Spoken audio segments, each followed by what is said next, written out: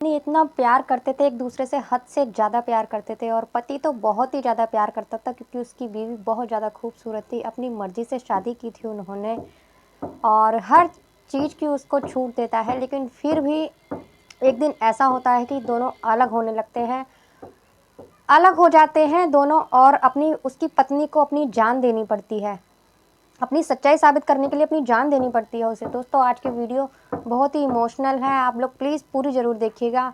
और मैं गीता गुप्ता, स्वागत है आप लोगों का मेरी आज की एक नई सच्ची कहानी में। जय माता दी।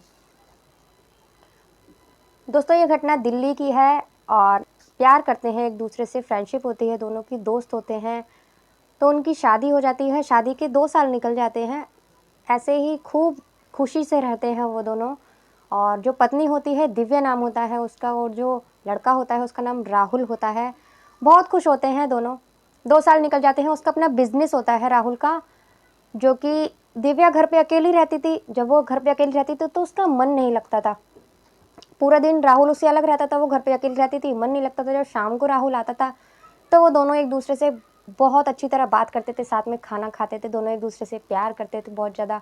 और तो दिव्या कहती है कि मेरा तुम्हारे बिना मन नहीं लगता राहुल, तुम मुझे अपने साथ ऑफिस में लगा लो और मैं पूरे दिन 24 घंटे तुम्हारे साथ रहना चाहती हूँ। तो राहुल कहता है, ऐसा ही मैं भी चाहता हूँ, मैं भी तुम्हें खुद से अलग करके अच्छा नहीं लगता है मुझे, लेकिन मैं क्या करूँ। कोई कोई बात नहीं, थोड़े दिन की बात है, फिर मैं घर से ही काम शुरू कर दूंगा, तो हम दोनों हमेशा साथ ही रहेंगे। लेकिन दिव्या नहीं मानती, दिव्या पीछे पड़ जाती है कि नहीं, मुझे ऑफिस जाना है, मुझे तुम्हारे साथ ऑफिस जाना है, ऑफिस में भी हम लोग साथ रहेंगे और फिर घर पर भी साथ रहेंगे, हम अलग रह ही नहीं सकते फिर। लेकिन सुमित, वो राहुल भी बहुत मना करता है उसे, लेकिन दिव्या नहीं मानती, उसके पीछे ही पड़ी रहती है। राहुल बोलता है कि तुम बहुत खूबसूरत हो और मैं नहीं चाहता किसी और की तुम पे नज़र पड़े, मैं चाहता हूँ सिर्फ मैं ही तुम्हें देखूँ, मैं ही तुमसे प्यार करूँ, मैं नहीं चाहता किसी की भी गंदी नज़र तुम पे पड़े। लेकिन जो दिव्या होती है वो कहती है कि मैं तो तुम्हारी ही हूँ, तुमसे शादी हो गई है, तुम्हारी पत्नी है, अब क्या फ़र्क पड़ता है, मुझे कोई नहीं देखेगा, चिंता मत करो, मैं तुमसे बहुत प्यार करती हूँ, ऐसा कुछ नहीं होगा। वो नहीं मानती। अगली सुबह जब उठते हैं तो वो ऑफिस के लिए तैयार होती है, दोनों गाड़ी में बैठकर ऑफिस पहुंचते हैं। ऑफिस पहुंचते ही जैसे ही वो ऑफिस ऑफिस जाते हैं, वाइट कलर की दिव्या ने ड्रेस पहनी होती है। सारे जितने भी लोग होते हैं ऑफिस में, सारे के सारे दिव्या को देखने लगते हैं और बोलते हैं एक दूसरे से कि देखो कितनी खूबसूरत लड़की है, कितनी अच्छी लड़की है। और पूछते भी हैं कि सर ये कौन है, तो वो बताता है कि ये मेरी पत्नी है, इसका नाम दिव्या है और आज से ये भी हमारे साथ ऑफिस में काम करेगी। तो लोग बाग सब उससे हाय हेलो करते हैं, कोई गुड मॉर्निंग बोलता है, कोई हेलो, कोई नमस्ते, सब एक बोलते हैं। तो ऐसे करके दिव्या वहीं जाने लगती है, रोज़ रोज़ जाने लगती है दिव्या। जब जाने लगती है तो एक दूसरे से बातचीत भी होती है वहाँ पर, जो कि राहुल को बिल्कुल भी पसंद नहीं था। अब ऐसे ही टाइम निकलता रहता है तो उन दोनों में लड़ाइयाँ शुरू हो जाती हैं। जो राहुल था उसको उस पर शक होने लगता है दिव्या को कि ज़रूर कोई ना कोई बात है। अब उसका जो प्यार था वो नफ़रत में बदल चुका था। वो ऑफिस से घर आते थे तो आधी आधी रात उनकी लड़ाइयों में निकल जाती थी।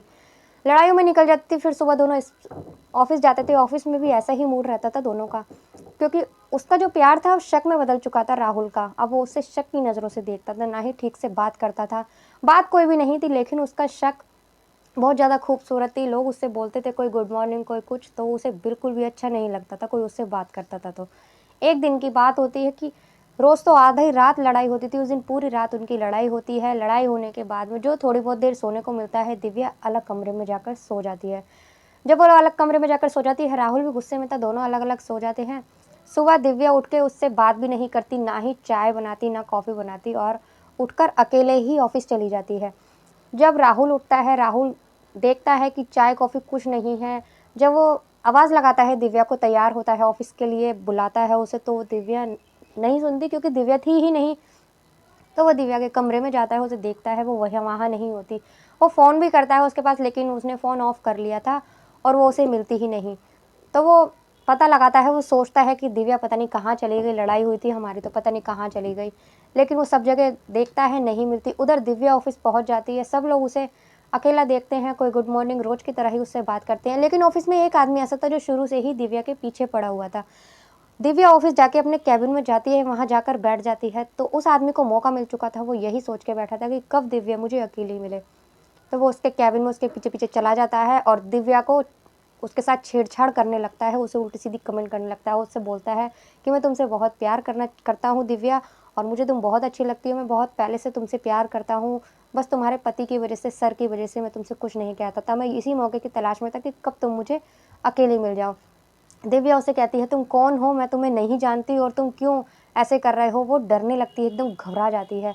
और उधर जो राहुल होता है वो भी ऑफिस आ जाता है, ऑफिस अंदर आ जाता है। अंदर आते ही वो कैबिन में जाता है तो आवाज़ सुन के वो बाहर ही खड़ा हो जाता है।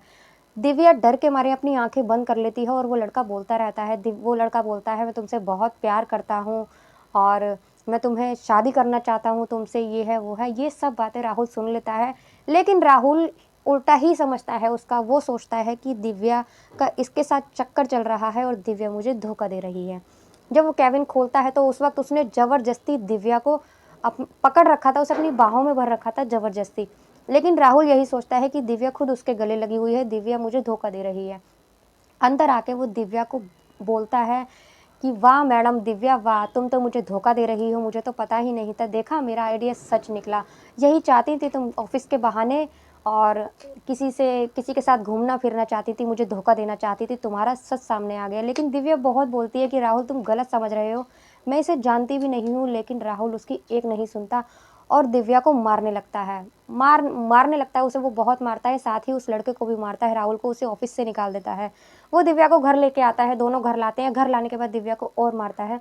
लेकिन दिव्या यही बोलती है कि राहुल बिना वजह तुम मुझ पे हाथ उठा रहे हो, बिना वजह मुझे मार रहे हो, और देखना तुम्हें सच्चाई पता लगेगी तो तुम बहुत पछताओगे। वो उससे कहता है दिव्या से कि दिव्या, मैं तुम्हारे साथ नहीं रह सकता और तुमने मुझे धोखा दिया है, मैं तुम जैसी लड़की के साथ नहीं रह सकता। अब हम दोनों का साथ रहना मुश्किल है, इसीलिए तुम मुझे छोड़कर चली जाओ, मेरे घर से चली जाओ। पहले तो वो 1-2 बार मना करती है, लेकिन जब राहुल उसे बहुत उल्टा-सीधा बोलता है, उल्टी-सीधी बातें बोलता है, तो दिव्या कहती है कि राहुल, अब तुम मेरे साथ क्या नहीं रहना चाहते, मैं खुद तुम्हारे साथ नहीं रहना चाहती। लेकिन एक बात जाते-जाते मैं बोलती हूँ, जिस दिन तुम्हें सच्चाई का पता लगेगा उस दिन तुम बहुत पछताओगे, लेकिन तुम मेरे पास लौट कर आओगे, उस वक़्त तुम्हें दिव्या नहीं मिलेगी। वो उसे यही बोलती है और ये कहकर चली जाती है। राहुल भी उसे नहीं रोकता। 1-2 दिन ऑफिस नहीं जाता राहुल, क्योंकि उसका दिमाग ख़राब होता है। दिव्या उससे अलग हो चुकी थी, उसकी पत्नी, इसलिए वो उससे घर पर ही रहता है, आराम करता है। और जब वो दूसरे तीसरे दिन ऑफिस जाता है, ऑफिस जाने के बाद में काम बहुत ज़्यादा उसका पेंडिंग हो चुका था, क्योंकि वो 2-3 दिन ऑफिस नहीं गया था। वो सारे सीसीटीवी चेक करता है। चेक करने के बाद में 1-2 सीसीटीवी चेक करता है, फिर उसे थकान महसूस होने लगती है, क्योंकि खाना-वाना भी उसने ठीक से नहीं खाया था। तो वो सोचता है कि पहले चाय पी ली जाए, तो वो चाय मंगवाता है, चाय पीता है। चाय उसे अच्छी नहीं लगती, क्योंकि अब तक वो चाय दिव्या बनाया करती थी, अब किसी और ने बनाई थी, इसीलिए उसे चाय अच्छी नहीं लगती। फिर भी वो चाय पी लेता है। दोबारा से सीसीटीवी जब कैमरा चेक करने लगता है, तो वो उसी दिन का कैमरा होता है जिस दिन की दिव्या के केबिन में वो लड़का घुसा था, वो आदमी घुसा था। जब वो सारी बातें सुनता है, उसको घुसते हुए देखता है, वो ये देखता है कि दिव्या अकेले ही केबिन में बैठी थी, वो आदमी बाद में आया था और वो दिव्या के साथ ज़बरदस्ती कर रहा था, उल्टी-सीधी बातें दिव्या को बोल रहा था और दिव्या उसे मना कर रही थी, उसे डाँट रही थी, आँखें बंद कर चुपचाप खड़ी थी। तो उसको सच्चाई जब पता चलती है तो उसे बहुत अफ़सोस होता है, वो रोता है, उसकी आँखों से आँसू टपक रहे होते हैं। तो वो दिव्या को फ़ोन करता है, लेकिन उसका फ़ोन बंद आता है, तो वो दिव्या को ढूँढने के लिए निकल जाता है। उसके घर जाता है, हर जगह जाता है, दिव्या का कुछ पता नहीं चलता। लेकिन जब उसे दिव्या मिलती है तो दिव्या नहीं मिलती, उसकी लाश मिलती है। दिव्या ने सुसाइड कर लिया था। एक ट्रक के आकर उसने अपना सुसाइड कर लिया था, उसकी लाश उसे मिलती है। लेकिन लाश मिलने के बाद में बहुत रोता है, बहुत उसे अफ़सोस होता है कि तुम सही कह रही थी दिव्या, और तुम गलत नहीं थी, गलत तो मैं था, तुम पे बेवजह शक करने लगा था और मैंने तुम्हें गलत समझा, तुम मुझे धोखा नहीं दे रही थी। लेकिन इस सबका क्या फ़ायदा था? उसकी पत्नी सही होते हुए भी उसने गलत, उसके मन में एक धारणा बैठ गई थी कि नहीं, मेरी पत्नी गलत है। उसने ऐसा ही किया, लेकिन बाद में उसे बहुत अफ़सोस हुआ। तो दोस्तों, आज की कहानी आपको कैसी लगी? और अगर अच्छी लगी हो तो प्लीज़ लाइक कर दीजिएगा, कमेंट कर बताइएगा कैसी लगी। मिलते हैं अगली किसी वीडियो में एक नई सच्ची कहानी के साथ। तब तक के लिए बाय बाय। जय माता दी।